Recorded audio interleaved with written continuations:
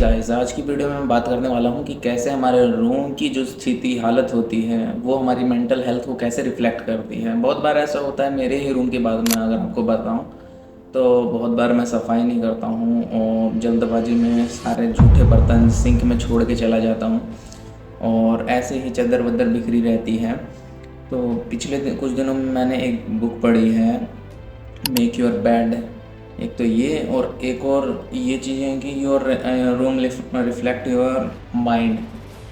ये बात मैंने पहले भी एक बहुत लॉन्ग वीडियो देखी थी इसके बारे में, एंड्रयू हुबरमैन की।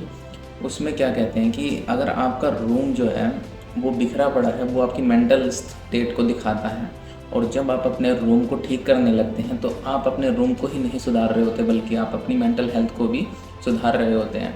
मेरे साथ भी ऐसा होता है कि जब मैं अपने ब्रेन को फ्राई कर लेता हूँ डोपामीन, जो चीप डोपामीन है वो दे दे के, जैसे कि रील स्क्रॉल करना, गेम खेल लेना, मास्टरबेशन कर लेना, ये सारी चीज़ें करके जब हम अपने ब्रेन को बिल्कुल ही ड्राई कर लेते हैं, बिल्कुल ही उसमें डोपामीन नहीं रहता, फिर हमें खुशी ही महसूस नहीं होती चाहे हम कुछ भी कर लें। तब मैं जाके क्या करता हूँ कि अपने रूम को सुधारना शुरू कर देता हूँ। जैसे जैसे मैं अपने रूम को सुधारता हूँ उसमें अपने आप धीरे धीरे मेरा मन शांत होने लगता है और मेरे को अच्छा हल्का हल्का, ज़्यादा भी ऐसे वाला डोपामिन नहीं मिलता जो कि हमें कहीं घूमने जा रहे होते हैं, कुछ खाना अच्छा तड़कता भड़कता खाने जा रहे होते हैं तो, या फिर गेम खेल रहे होते हैं तो ऐसे डोपामिन जाता है। लेकिन ये जो डोपामिन होता है ये कम लेवल का होता है, लेकिन ये बहुत लंबा चलता है। तो इसी तरीके से जब मैं अपने कपड़े सुधारता हूँ, मैं अपना बेड बनाता हूँ, मैं अपने डेस्क पे पोंछा या फिर उसको पोंछ देता हूँ, अपने सारे गैजेट्स को साफ़ करता हूँ, बर्तन अच्छे से साफ़ करता हूँ, सिंक साफ़ करता हूँ, तो मैं उस टाइम एक म्यूज़िक लगा लेता हूँ और उस टाइम मैं इतना ज़्यादा खुश महसूस करता हूँ जैसे कि मेरा नया जन्म हो गया हो, या फिर मैं अब तो अच्छा कर लूँगा ज़िंदगी में। लेकिन जैसे जैसे हमारे 9 to 5 में फंसे हुए होते हैं हम, या फिर हम अपने स्टडी में फंसे हुए हैं, या फिर भी हम आलस की वजह से भी कई बार अपने रूम को ऐसा कैसा छोड़ देते हैं, जो कि सबसे बड़ी गलती है। इसीलिए हमें अपने रूम को सबसे ज़्यादा क्लीन करना ज़रूरी है। तो अब ये चीज़ें क्या, मान लो आपका 1 महीना तक आपने सही से एक एक कोना अपने रूम का साफ़ नहीं किया है, तो जो लोग ADHD वाले होते हैं, या फिर जो जिनको OCD या फिर पता नहीं ऐसा कुछ होता है, जिसमें किसी बंदे के दिमाग में ये रहता है कि सारी चीज़ें सही सही दिशा में होनी चाहिए या फिर एक ऑर्डर में होनी चाहिए, तो ऐसे लोग तो बहुत ज़्यादा सफाई भी रखते हैं।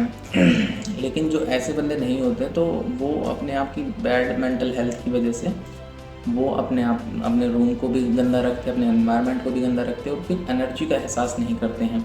जब भी मुझे लो एनर्जी फील होती है, लो डोपामिन फील होता है, या फिर ज़्यादातर रात के समय मैं अपने रूम की सफाई करता हूँ, क्योंकि सुबह उठते हो तो आपका मूड मोटिवेटेड रहेगा। आप शाम को जाते जाते आपकी एनर्जी लो हो जाती है और डोपामिन बेस लो हो जाता है। उस टाइम पे हमें एक ऐसा सस्ता और लंबा टिकने वाला डोपामिन चाहिए होता है, जो कि हमें रूम की सफाई करने से आराम से मिल जाएगा। तो मैं 4 साल से अकेला रह रहा हूँ, तो मुझे अपना रूम कैसे मैनेज करना है वो सारी चीज़ें पता हैं। क्या क्या मुझे अपने रूम के लिए नई चीज़ें ख़रीदनी हैं, जो कि मेरी नई आने वाली ज़िंदगी में बहुत ज़्यादा मेरी मदद करेगी। तो ये सब चीज़ें मेरे को अंदर से डोपामिन देती हैं, एक खुशी का एहसास करवाती हैं, एक प्राइड का महसूस करवाती हैं। ये सारी चीज़ें करके आप अपने रूम को सही रखा करो, ये क्योंकि आपकी मेंटल हेल्थ दर्शाता है। जो बंदा अपना रूम सही नहीं रख सकता वो कुछ भी नहीं कर सकता है। इसीलिए मैं भी अपने रूम की हफ्ते में एक बार तो प्रॉपर क्लीनिंग करता हूँ, ताकि मैं अंदर से अच्छा महसूस करूँ। कि सोचो, आप जहाँ आपको पूरे दिन रहना है, वहीं आप सफाई करके नहीं रह रहे हो तो कोई फ़ायदा नहीं है। ये आपके ओवरऑल डिसिप्लिन को भी मेंटेन करता है। और दूसरी बात करते हैं मेक योर बेड। ये वाली जो बुक मैंने पढ़ी, ये एक नेवी सोल्जर की कहानी है, जिसमें सोल्जर सुबह उठ के अपने बेड को बनाता है, और अगर वो कहता है कि अगर आप भी ऐसा करते हैं तो अगर आपने पूरे दिन भी कुछ नहीं किया या फिर आपका दिन अच्छा नहीं जाता है, तो फिर आप जब लौट के अपने बेड पे आते हैं तो आपको ऐसा लगता है कि दिन की शुरुआत में मैंने कोई तो ऐसा अच्छा काम किया जो मेरे को मदद करेगा आगे आने वाले टाइम में।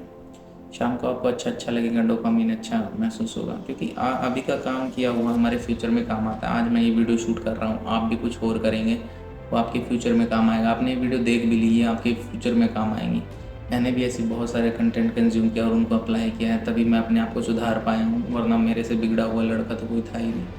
इसीलिए आप ये सब चीज़ों का ध्यान रखें और अपनी ज़िंदगी पे ध्यान दें, और अपने रूम को अच्छा रखें, हमेशा सजाएं, छोटी छोटी चीज़ें करें। मैं मानता हूँ कि आप अपने रूम को एस्थेटिक ना बना पाएँ, लेकिन छोटी छोटी चीज़ें करके आप अपने रूम को अच्छा कर सकते हैं।